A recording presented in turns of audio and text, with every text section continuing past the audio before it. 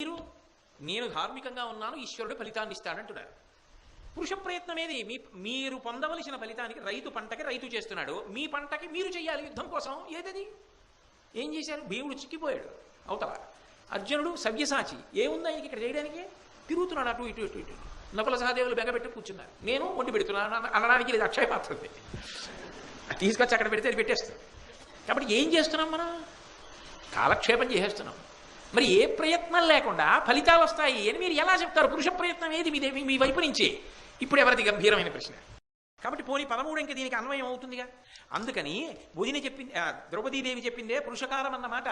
ఆ పురుషకారం అనేటటువంటి మాటలోకి క్షాత్రధర్మము అన్న మాటని అన్వయం చేసి నాకు అనుమతి, బయలుదేరతాను అన్నాడు.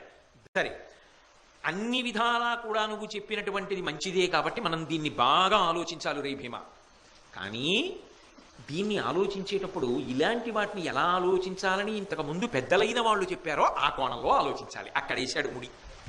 ఏమిటి ఆలోచించాలి అలా అంటావేమో. పెద్దలైన వారు ఇప్పుడు ఏం చెప్తారో తెలుసా?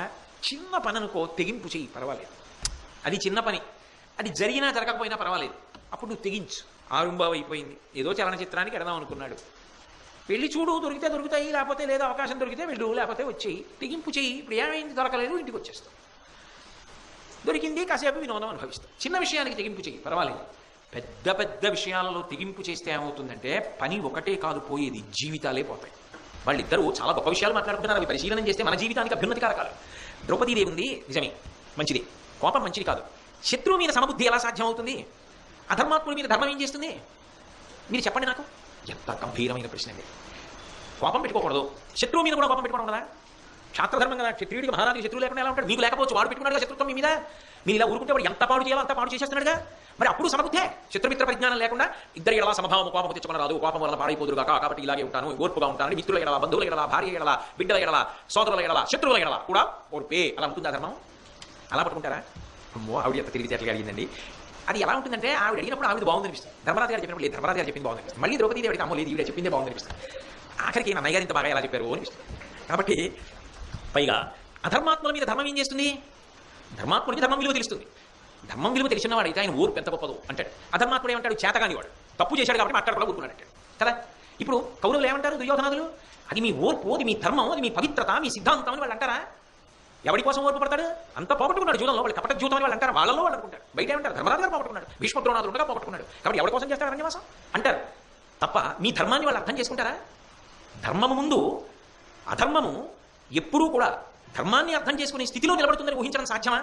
అసలు వాడు ధర్మం గురించి ఆలోచిస్తే అధర్మం వైపు ఎందుకుంటాడు? కాబట్టి అధర్మాత్ముడి మీద ధర్మం ఏం చేస్తుందండి? శత్రుమిత్రుల ఎందుకు సమభావన పెట్టుకుని ఏం సాధిద్దాం అనుకుంటున్నారు? ధర్మరాజు గారు చిన్న నవ్వు నవ్వి ఆయన అన్నాడు, మంచిది. అయితే ఇక్కడ నువ్వు ఒక ప్రశ్న వేశావు కదా, ఈ ప్రశ్న మన ఇద్దరికి సంబంధించిన విషయమే కాదు. ఇలా ఒకడు ధర్మం పట్టుకున్నవాడు, ఒకడు అధర్మం పట్టుకున్నవాడు, అధర్మం పట్టుకున్నవాడు ధర్మం పట్టుకున్నవాడు జోలికి రావడం, ధర్మం పట్టుకున్నవాడు బాధపడడం. ఎందుకంటే ఊర్పు పట్టేవాడు ధర్మం పట్టుకున్నవాడే కాబట్టి బాధపడే పడతాడు సహజంగా. బాధపడడం అయినా వాడు ఊర్పుతూనే ఉండడం, అలా ఊర్పు పట్టినవాడు పాడైపోవడం ఎక్కడైనా ఉందా? దీనికి జవాబు ఏమిటి? ఒక విషయంలో ఇది ఓర్పు పట్టినవాడు పాడైపోయాడు, అధర్మం పట్టుకున్నవాడు బాగుపడ్డాడు అని చెప్పడానికి అవకాశం ఎక్కడైనా ఉందా? అంతవరకు ఎందుకు? మనం అరణ్యవాసానికి వచ్చిన తర్వాత ధర్మాత్ములైన వారు ఎందరో మన ధర్మాన్ని ప్రశంసించి ఓడించడానికి మన దగ్గరికి వచ్చారా? ఓ ధర్మరాజా, నువ్వు నీ సోదరులు నీ పత్ని ఇంత ధర్మాన్ని పట్టుకున్నారు, ఆ ధర్మం నిన్ను కాపాడుతుందని ఆశీర్వచనం చేసిన మహాత్ములందరూ ధర్మాన్ని పట్టుకున్న వాళ్ళే. వాళ్ళందరూ అలాగే శిష్టాచారమును పట్టుకుని ఉన్నవారు. అందుకని వాళ్ళు శిష్టాచార సంపన్నులు, సదాచార సంపన్నులు, ఉత్తమాచారం కలిగిన వారిని కీర్తింపబడ్డారు. వాళ్ళెవరు అంటే మార్కండేయుడు, మైత్రేయుడు, వ్యాసుడు, వశిష్ఠుడు, నారదాదులు. వాళ్ళందరి జీవితాల్లో ఒడిదుడుకులు లేవా? వాళ్ళందరి జీవితాల్లో ధర్మం పట్టుకోవడం, అధర్మము చేత వాళ్ళు కొంత కష్టాన్ని పొందడం, నలుగుడు పడ్డం లేదా జీవితంలో? కానీ వీళ్ళు పేర్లు నిలబడిపోయాయా? వీళ్ళు కీర్తివంతులుగా ఉండిపోయారా? లేకపోతే అధర్మాత్ముడు చిట్ట చివరి విజయాన్ని సాధించి వీళ్ళు పాడిపోయారా? ఎవరు శిష్టాచార సంపన్నుడు? ఎవరిని జీవితంలో గుర్తుపెట్టుకోవాలి? ఎవరి పేరు చెప్తే నమస్కరించాలంటే వీళ్ళ పేరు చెప్తారు. వీళ్ళందరూ ధర్మాన్ని పట్టుకుని గెలిచిన వాళ్ళు. నీ ప్రశ్నకి ఇంకా వేరే మళ్ళీ నేను ఆలోచన చెప్పాల్సిన అవసరం ఏంటి? కథలు చూడు, శిష్టాచారం చూడు. మంగళాశాసనవరై మదాచార్య పురోగమై సర్వైశ్చ పూర్వైరాచార్యై సత్కృతాయాస్తు మంగళం. అది సనాతన ధర్మం యొక్క వాంగ్మయం గొప్పతనం. అందుకు చదువుకోమని చెప్తాను. ఆ ఊరట, ఆ పూనిక అక్కడ వస్తుంది. పట్టుకున్నవాడు పాడైపోయిన వాడు లేడు. రాముడు ఎన్నో కష్టాలు పడ్డాడు ధర్మాన్ని పట్టుకుని. అధర్మాన్ని పట్టుకుని రావణాసురుడు కొన్ని సుఖాలు కూడా పొందాడు. అయితే ఎవరైనా సరే త్రేతాయుగం తర్వాత, ద్వాపరయుగం తర్వాత, కలియుగం వస్తే కొడుక్కి రావణాసురుడు పేరు పెట్టుకునేవాడు ఉంటాడా?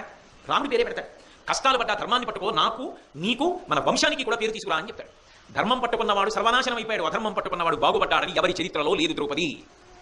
కాబట్టి సమభావనతో ధర్మాన్ని విడిచిపెట్టి వాడి మీద కోపం తెచ్చుకుని వెడితే ఫలితాన్ని సాధిస్తావని చెప్పడానికి సిద్ధాంతం ఏది? పూర్వాచార్యుల యొక్క ప్రమాణం ఏది? ఏ పెద్దల యొక్క చరిత్రను అలా నిరూపణ చేస్తాం?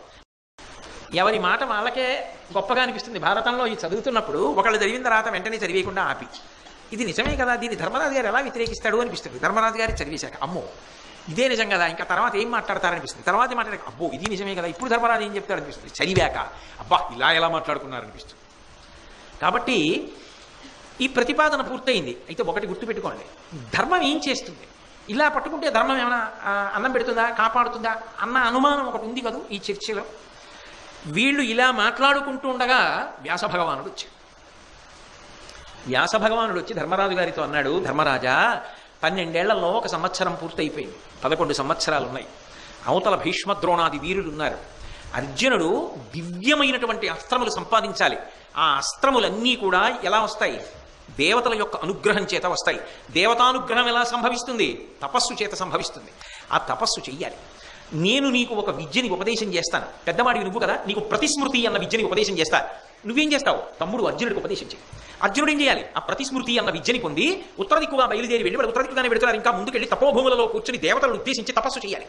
దేవేంద్రాదుల వలన మాత్రమే కాదు, పరమశివ సాక్షాత్కారమును పొంది పాశుపతాస్త్రాదులను పొందాలి.